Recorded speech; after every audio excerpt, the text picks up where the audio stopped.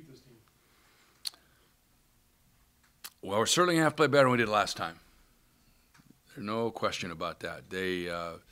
We were very, very poor in a lot of different areas last game, and we're going to have to play much more attention to detail. We're going to have to match their physical play. We're going to have to recover on defense. We just really had a bad weekend that weekend. I don't think there's any question about that. I thought what makes Kyle Anderson such a good player. He doesn't seem to move particularly quickly, but he gets to where he wants to go and seems to see things pretty well. Well, he's very smart. He really has great court vision. He knows where people are. He's got a great handle. He doesn't turn it over very much. He's not the kind. I mean, he's 6'9", and he's big. I mean, he's broad-shouldered. He's not skinny. He's a big guy. So he sees over people. He's been used to handling the ball. He kind of runs the floor, really. I mean, he has the ball in his hands. He's our leading rebounder, which means he rebounds it. He comes out on the push. He's got great court vision, really good timing on his passes. He'll pass advance if he can. He gets people to commit to him, and he finds people, drops it off for easy baskets for people. There's just a lot of stuff that he does really well. He's just a very, very smart player. And on top of that, it's a difficult matchup just because of the size of the position. Or? Yeah, he's very judicious. I don't know if that's something like that word, that in his shot selection, he's not forcing shots, but he can. He's a really good three-point shooter, but he doesn't shoot a lot of them. He gets late clock. He can score the ball. Even when he has a big guy on him, because he leans way back to shoot the ball, it's hard to get a piece of it. He can shoot over both a bigger and smaller player. Last year you weren't sure what you had. Of course, he was not playing the one. Now he's playing, but he plays the four about half the time. So he's playing the one and the four. It's an interesting combination. And you tried various different people on him, it seems to me, in the last game. But what are you inclined to think? Well, we switched a lot of screens, and he ended up with big guys on him some, and that was okay, but it wasn't great because he ended up scoring over the big guys. And we don't really have a little guard, little, but they'll post a smaller guard, and obviously you can see over a smaller guard. So he's a tough matchup. Would he be among the few candidates for Player of the Year in the Pac-12? Without question. Yep. Right, did you look at the schedule, at the beginning of the year and think, okay, we've got our last six conference home games, but a lot will still be determined in that stretch. There's some important games. Well, that's nothing new. I mean, we haven't won all of our home games, so it's not like, we've got some work to do. We've been a little bit better on the road in some instances. What I will say is of the 6 games we have, we've only beaten one of them. So it's not, like we have, it's not like a normal situation where this is the second time around and we've already beaten everybody or not beaten them. We've only beaten one of them and lost to 3. So it's obviously a tough schedule, but I think there's still a lot of separation because you look at, they were talking about Arizona's schedule last night. They're saying how hard that was. It's just the league's hard. There's not a lot of places to go to get a win. When you say there's a lot of separation, there's a lot of opportunity now. I mean, Arizona's lost a couple games now, and they'll lose another. Away with it. Yeah, they'll lose another. The toughest road trip in the league at this point. Do you see the thing being open for a variety of teams now? Well, I think that certainly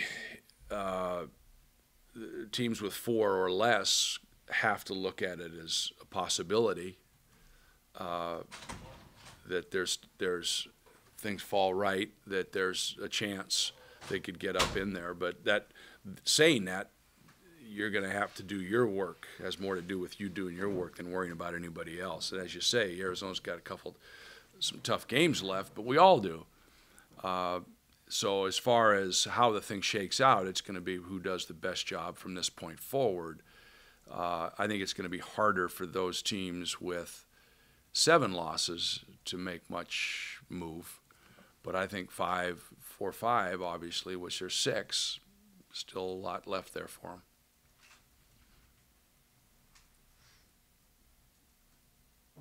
With that, Mike, what you said, about having not beaten all these teams, is that something, that fuels your guys this week? Our guys, the pizza fuels them. They don't. You haven't figured out what fuels them. No, exactly. No, do you try to make it fuel? No, we haven't played Colorado or Utah, so that we don't know about that. We've played the other two. I would think that just given how poorly we played on that LA weekend, that there would be some kind of we can play better than that type thought process. But trying to get the road sweep puts us back into conversation, and there should be some excitement, some interest in that. But again, UCLA is very good. Colorado, Utah both had them, playing along. All of a sudden, next thing you look up, and they're 15, 16, 17 points down. So they're a pretty talented team. UCLA, what does it say about Justin Cobb's, I guess, in the game at Washington State? No points at halftime, finishes at 22. What qualities does he have that he can do something like that? Well, a lot depends on the flow of the game and where he feels like he can take advantage. I don't think not having any points was by design. I don't think he intentionally said this is different, I can do this now. I think it just kind of game opened up for him a little bit, and he got some opportunities. And he's strong, and he tends not to get tired at the end of a game. He tends to have a lot of energy left because he's so strong. And if we can get him a little rest along the way, that helps him. And sometimes he's just stronger than people, and as people wear down, he's able to still go and get to the basket. But he has a capability of having big nights, and but the more that you do that, the more you're drawing the other team's best defenders, most help, and that makes it that much harder. How much has he evolved as a leader, not just as a vocal guy, but just as the leader of your team? Well, he understands stuff. I wouldn't say that he comes every day ready to be, Jack Armstrong, but he does. You can talk to him about how he's going to influence a practice or how he's going to influence a game, and he gets it. He knows that. So he has to fight himself. I don't think he's always wants to come and have to work at maximum like most guys don't, but he understands his influence on others and how he can affect a game. That's a lot of maturity. Was there a time when he wasn't really, it was kind of a combo guard more than a point guard? Well, I think he still sort of is. He still knows he can score the ball and needs to score the ball some, and he's not see everybody looking to move the ball first. He'll still look to score the ball. He's a scoring point guard. But in terms of embracing what he needs to do as your floor leader, he's done that better? Sure. He got better every year. He's had a real good year. I think what's not being noticed is the fact that Wilcox, for example, Justin took him out. And we switched some, but he wasn't going to let Wilcox just catch and shoot, which is what he does best, and Justin was there. And, the guard, I don't know where, from Nevada, he's been given tough assignments and done a pretty good job with it. Pardon me if you already addressed this, but I was locked out. UCLA leads the league by quite a bit in steals. Do they play an overly aggressive defense? No, they're very good athletes. They're long arms, quick, so they're able to anticipate balls and get to them quicker than most people are. If you look at them, Adams, pretty physical, and but quick for his size. Anderson, obviously, very long. Levine, very long. The Wares are fifth-year guys. They're pretty smart. So they anticipate well. They are smart players. Have they gotten better defensively over the course of the year?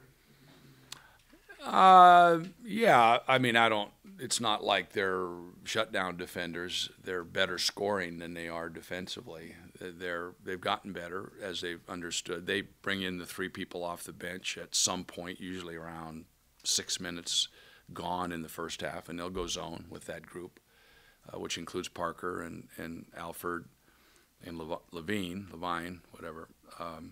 They'll go zone with that group, and they'll move Anderson to the 4. They've done that pretty consistently.